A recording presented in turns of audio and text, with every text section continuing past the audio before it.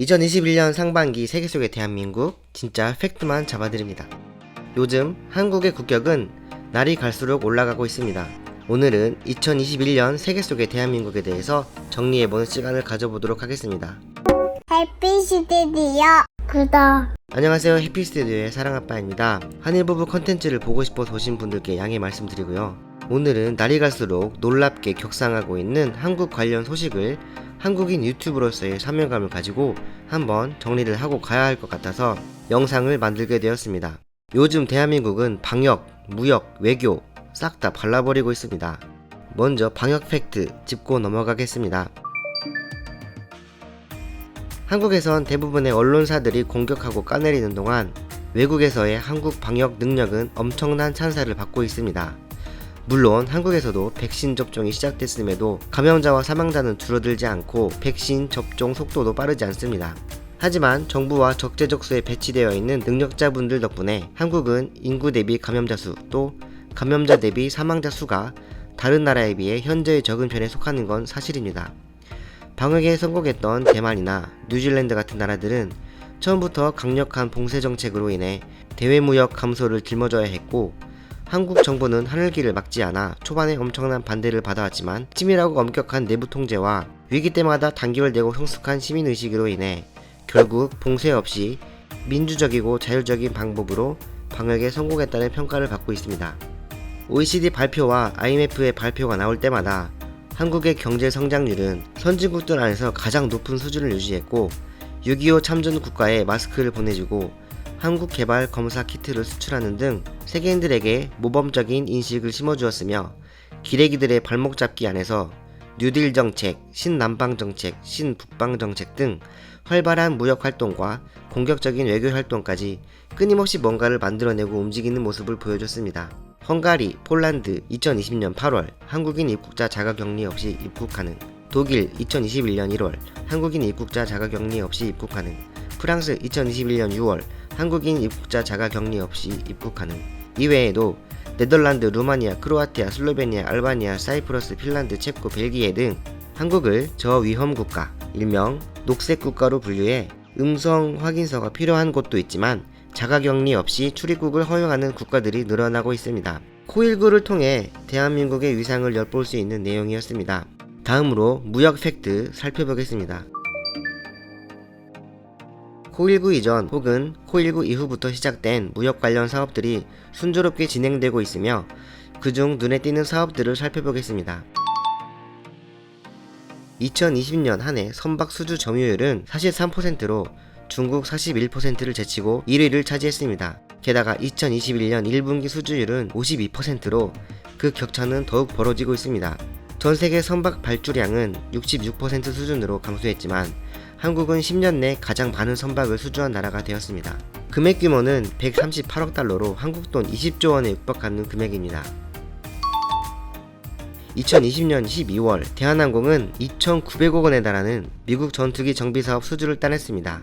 게다가 2조 1천억 원의 경제적 창출 효과가 있는 국산 전투기 KF-21 개발에 성공했습니다.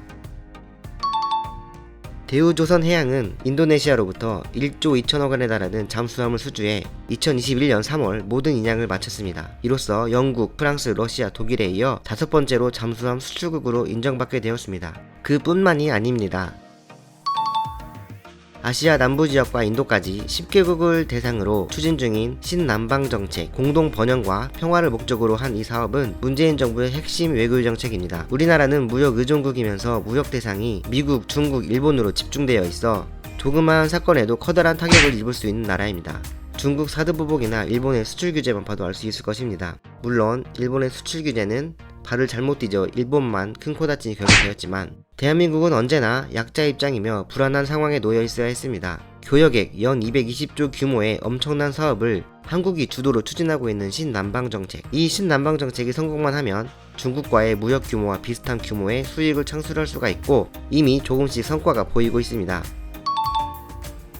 그리고 러시아, 몽골, 카자흐스탄, 우즈베키스탄, 중국 일부 지역 등을 대상으로 하는 신북방 정책이 있습니다. 목표가 교역 규모 20조의 신북방 정책.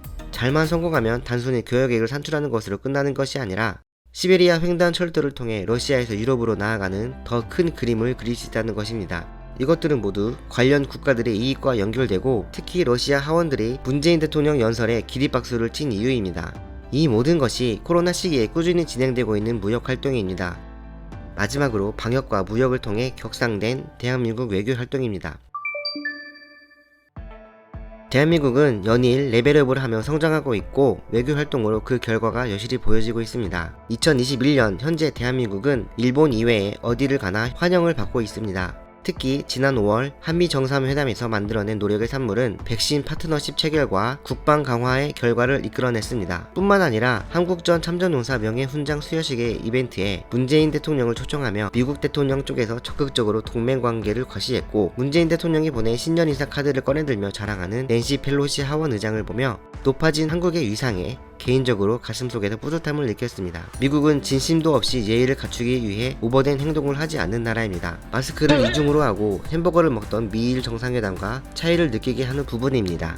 6월에 열린 G7 회의에서 한국은 2년 연속 초대받는 입장이지만 의장국인 영국의 존슨 총리와 바이든 대통령과 나란히 앉아 마치 주인공이 된 상황을 연출합니다. 한국 영국 정상회담, 한국 독일 정상회담, 한국 호주 정상회담, 그리고 아스트라제네카 CEO 면담까지 모두 대한민국의 대통령과 이야기를 하기 바라며 대한민국을 위한 자리인 것 같은 상황이 돼버렸습니다. 이렇게 세 가지 굵직한 주제로 이야기를 해봤는데요. 이외에도 빌보드를 휩쓴 BTS의 K-POP, 아카데미를 휩쓴 영화 기생충과 요조연상 윤여정씨, 일본의 만화 인기를 능가하는 한국의 웹툰, 넷플릭스의 한국 드라마의 인기, 세계 곳곳에서 최고의 인기를 달리고 있는 K푸드까지 몇 년 전만 해도 듣지 못했던 세계 속 한국 관련 뉴스들이 속속 들려오고 있습니다. 대한민국 국격이 높아지면 대한민국 국민에 대한 대우도 달라집니다. 한국이 세계의 중심이 될 것이다 하면 예전에는 웃어 넘겼는데 이제는 그럴지도 모르겠다는 생각이 드는 요즘입니다. 이렇게 격상된 대한민국의 위상에 연일 딴지를 거는 것들이 있습니다.